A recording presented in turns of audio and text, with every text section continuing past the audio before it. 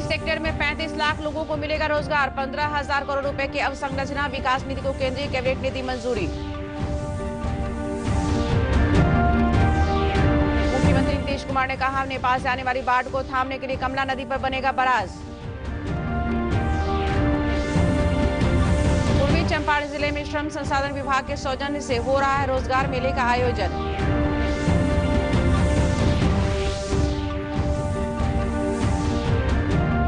और आज से उत्तर बिहार के 18 जिलों में मूसलाधार बारिश का अलर्ट।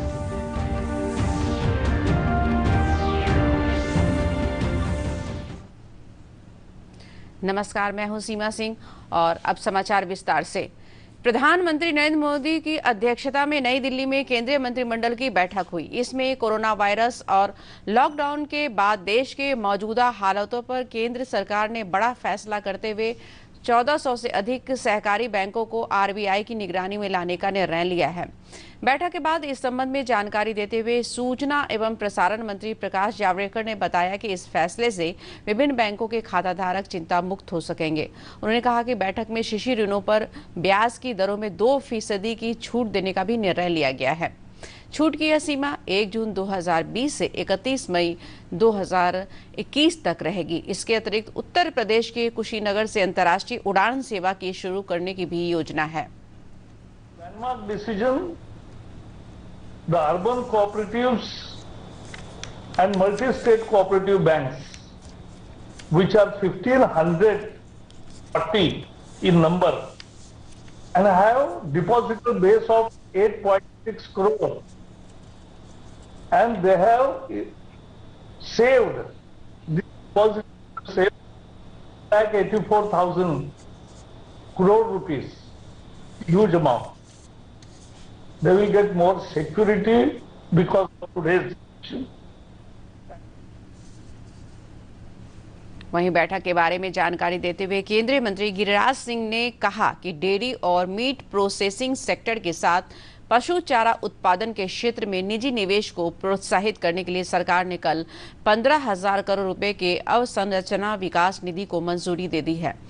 इसमें निजी क्षेत्र को ब्याज अनुदान देने का भी प्रावधान है। सरकार के इस फैसले से इस क्षेत्र में 35 लाख लोगों को रोजगार मिलने की संभावना है।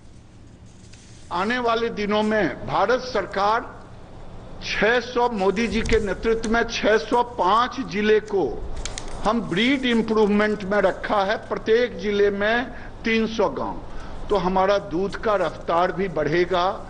तो हम उसको अचीव करने के लिए दूसरा है फीड। अभी मेरे पास मात्र 39 मिलियन टन का कैपेसिटी है। हमें जरूरत है लगभग 100 मिलियन टन का। उसमें ये इंफ्रास्ट्रक्चर एक माइलस्टोन का काम करेगा। मुख्यमंत्री नीतीश कुमार ने कहा है कि जयनगर में कमला नदी पर बने पुल को बराज बनाया जाएगा। इससे सिंचाई की क्षमता में वृद्धि होगी। साथ ही मिथिलांचल के हजारों किसानों को इससे सीधे फायदा होगा। मुख्यमंत्री कल मधुबनी और दरभंगा के दौरे पर थे। इस दौरान मुख्यमंत्री ने जल संसाधन विभाग के सचिव को भारतीय सीमा क्षेत्रों में तटबंधों को और ऊंचा तथा मजबूत बनाने का निर्देश दिया।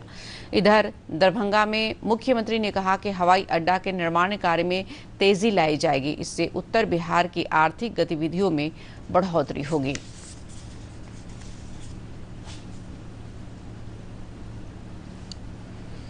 पूर्वी चंपारण जिले में श्रम संसाधन विभाग, जिला नियोजनालय और एक निजी संस्था के संयुक्त तत्वावधान में रोजगार मेले का आयोजन किया गया। इस मेले में विभिन्न श्रेणियों के लिए 100 से अधिक प्रवासी बेरोजगारों के लिए रिक्तियां रखी गई हैं, जिसमें उन्हें 23,000 रुपए तक मासिक वेतन मिलेगा।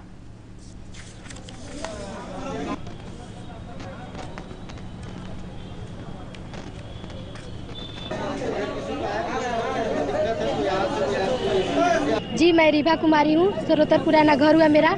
हमें मालूम हुआ था कि मोतिहारी नगर भवन में रोजगार मेला लगा हुआ है, इसलिए हम लोग यहाँ पे आए हैं, अपना आवेदन दिए हैं। अगर हमें सिलेक्शन हो जाती है, जॉब मिल जाती है, तो हम लोग घर बैठे अपना रोजगार करेंगे। कृषि विभाग के उप निदेशक देवनाथ प्रसाद ने कहा कि बरसात के मौसम में सब्जियों को लटकान विधि से सब्जियों का उत्पादन करना चाहिए। उन्होंने कहा कि इस नवीन विधि को अपनाकर किसान अच्छी आमदनी प्राप्त कर सकते हैं। उन्होंने बताया कि इस विधि से मानसून के समय सब्जियों को नुकसान कम होता है और फसलों पर कीट भी नहीं लगती है। खास कर जो हमारे उद्यानिक फसल हैं उसमें सब्जी के बहुत सारे प्रभेद हैं जो अगाध रूप से आप उसकी उपज करके आसानी से अच्छा मार्केट वैल्यू भी प्राप्त कर सकते हैं। इसके लिए आप बेहद ध्यान देंगे कि जो भी हमारी बरसाती सब्जियां हुआ करती है, खासकर भिंडी, तोरई और अन्य भी बरसाती सब्जियां हैं, कद्दू वर्गीय सब्जियां हैं, करेला आदि हैं, उन सारे सब्जियों को यदि आप लटकान विधि से उसकी खेती करते हैं और लटकान विधि से यदि उससे आप उपज प्राप्त करते हैं तो आपको इससे कीट व्याधि भी कम लगेंगे और मार्केट वैल्यू भी अच्छी मिलेंगे। तो किसान भाई सब्जी फसल करके आप नगद, जो कि एक नकदी फसल है, आप उसकी भरपाई कर सकते हैं। नवादा जिले में ढाढर नदी के तट पर बन रहे वियर चेक डैम से न सिर्फ प्रवासी मजदूरों को रोजगार के मौके मिले हैं, बल्कि इससे किसानों के पटवन की समस्या भी दूर हो जाएगी। जल जीवन हरियाली अभियान के तहत बन रहे इस वियर चेक डैम पर एक रिपोर्ट। हिसुआ प्रखंड के बिल्लारू गांव के बगल से गुजरी ढाढर नदी में लगभग 8 करोड़ की लागत से वियर चेक डैम बनाया जा रहा है। इस वियर चेक डैम से हिसुआ प्रखंड के 3 पंचायत को काफी फायदा होगा। इन पंचायत के किसानों में काफी खुशी है।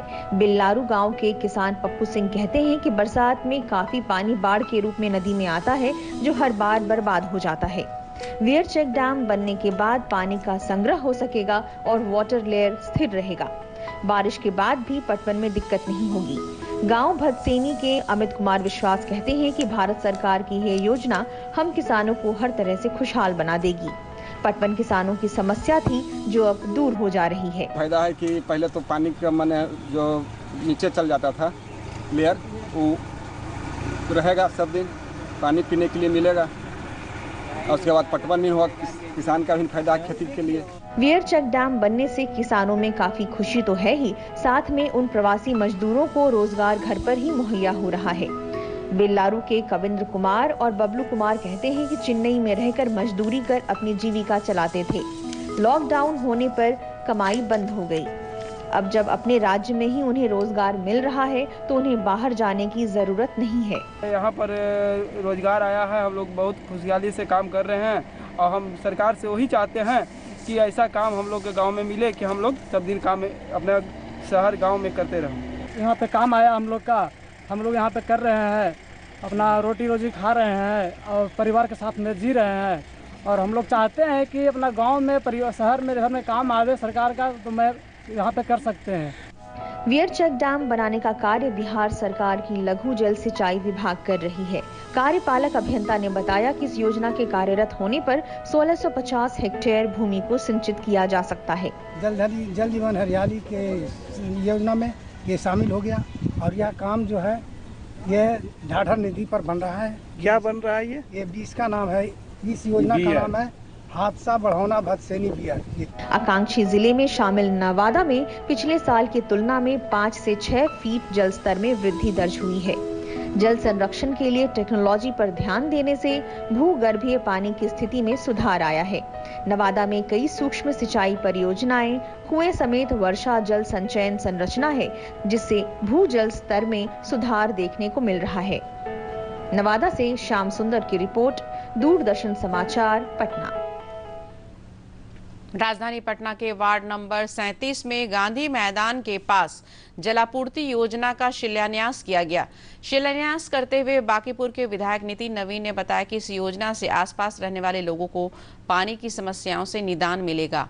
मौके पर महापौर सीता साहू भी मौजूद रहीं।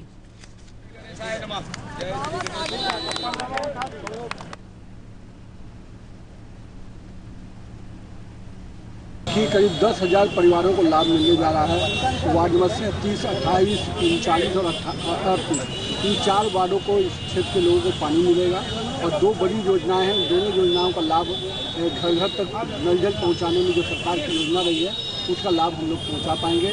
पटना नगर निगम के मेयर साहिबा और उनकी पूरी टीम, हमारे वार्ड पार्षद संजू जी और आशीष जी और विनय पप्पू, जो सब लोग के सहयोग से ये योजना हो पाई है। ग्लोबल वार्मिंग के दौर में आज हम नालंदा के उन युवाओं की चर्चा करेंगे जिन्होंने एक टीम के रूप में काम करते हुए समाज के सभी वर्गों के लोगों को वृक्षारोपण के लिए प्रेरित किया है। एक रिपोर्ट। आपदाओं से जूझ रहा है, वहीं इस वक्त नालंदा के नूरसराय प्रखंड के युवाओं ने प्रकृति और पर्यावरण को शुद्ध करने का जिम्मा उठाया है। यहाँ के युवाओं ने एक समूह बनाकर मिशन हरियाली नामक एक अभियान की शुरुआत की है, जिसके तहत बच्चों को वृक्षारोपण के लिए प्रेरित किया जा रहा है। अभियान के सदस्य राजीव बताते हैं कि इसके तहत 33 युवाओं की टीम पर्यावरण संरक्षण के लिए लगातार काम कर रही है। उन्होंने बताया कि विभिन्न विद्यालयों और महाविद्यालयों के बच्चों को संस्था के द्वारा पौधे उपलब्ध कराए जाते हैं, जिससे वृक्षारोपण का काम होता है। हमने बच्चों के माध्यम से पौधे लगाने का एक सरल तरीका ढूंढा और अब तक 5.5 लाख पौधे, जिसमें ज़्यादातर फलदार पौधे हैं, बच्चों को 1400 अलग अलग शिक्षण संस्थान के माध्यम से वितरित किया। बच्चों से बातें की, बहुत लंबी बातें की हमने स्कूल में कि पौधे लगाने के क्या फ़ायदे हैं, फलों के क्या फ़ायदे हैं, और फिर इसमें जो परिणाम आया वो बहुत ही अच्छा आया। अगर किसी विद्यालय में हमने 100 पौधे दिए तो कह सकते हैं कि 80-90 बच्चों ने उसे पेड़ बना डाला। बगैर किसी सरकारी मदद से शुरू हुई यह संस्था कई लोगों को वृक्षारोपण के प्रति जागरूक कर रही है। अभियान के तहत मुख्य रूप से फलदार वृक्षों को लगाया जाता है, जिससे लोगों की कमाई भी हो रही है। लाल बाबू बताते हैं कि इस अभियान से वे प्रदेश के बाहर जाकर नौकरी करने की मजबूरी से मुक्त हो गए हैं। योजना का जो काम मिला है हम लोग को, गांव में ही काम मिलेगा। अब हम लोग बाहर नहीं जाएंगे कमाने के लिए और यही गांव बिहार में ही काम करेंगे। ये हम प्रधानमंत्री का शुक्रिया अदा करते हैं कि हम लोग को अब बाहर बॉम्बे दिल्ली नहीं जाना पड़ेगा, बिहार में ही हमको गांव पे ही काम मिलेगा।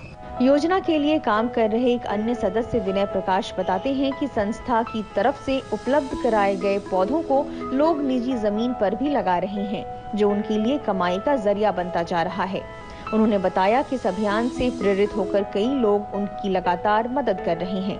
5,45,000 पौधे बच्चों के माध्यम से, विभिन्न स्कूलों के माध्यम से हमने बच्चों को दिए और बच्चे अपने निजी ज़मीन पे उस पौधों को लगाए। ऑन एन एवरेज लगभग उसके कॉस्ट अगर जोड़ दें तो 30 से 35 लाख रुपए लगभग के पौधे हो गए हैं। तो ये हमारा जो चल रहा है, ये 33 सदस्य मिलकर के हम लोग कंट्रीब्यूट करते हैं और उसके अलावा परिवार मित्र का सहयोग मिलता है। ग्लोबल वार्मिंग के इस दौर में जहां हम प्रदूषित हवा में सांस लेने को विवश हैं, इस दौर में नालंदा के युवाओं की यह पहल एक सकारात्मक संदेश देती है। नालंदा से कुमार प्रशांत की रिपोर्ट, दूरदर्शन समाचार, पटना। मौसम विभाग ने उत्तर बिहार के 18 जिलों के लिए 25 और 26 जून को मूसलाधार बारिश होने का अलर्ट जारी किया है। विभाग ने यह चेतावनी आपदा प्रबंधन विभाग को भी भेजी है, क्योंकि भारी बारिश की वजह से कई जिलों में बाढ़ आने का खतरा मंडरा रहा है। मौसम वैज्ञानिक आनंद शंकर ने बताया कि भारी बारिश से बिहार के सीमांचल जिले पूर्णिया, किशनगंज, अररिया और सुपौल विशेष रूप से प्रभावित होंगे। वहीं पटना समेत दक्षिण बिहार के 20 जिलों की बात करें तो यहाँ गरज के साथ कहीं हल्की तो कहीं भारी बारिश होने की संभावना है। बारिश अच्छी खासी होगी और आप देख सकते हैं ये थोड़ा फोरकास्ट है, ये हमारा बिहार का रीजन है। आज थोड़ा कम बारिश होगी, लेकिन कल से 25, 26, 27, 28 पूरे बिहार में, मेनली नॉर्थ बिहार में कई जगहों पे भारी बारिश भी हो सकती है। अंत में बुलेटिन के मुख्य समाचार एक बार फिर। डेयरी सेक्टर में 35 लाख लोगों को मिलेगा रोजगार। 15,000 करोड़ रुपए के अवसंरचना विकास निधि को केंद्रीय कैबिनेट ने दी मंजूरी। मुख्यमंत्री नीतीश कुमार ने कहा, नेपाल से आने वाली बाढ़ को थामने के लिए कमला नदी पर बनेगा बराज।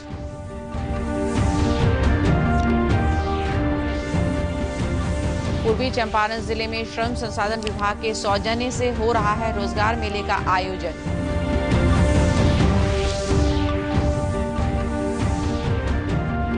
और आज से उत्तर बिहार के 18 जिलों में मूसलाधार बारिश का अलर्ट।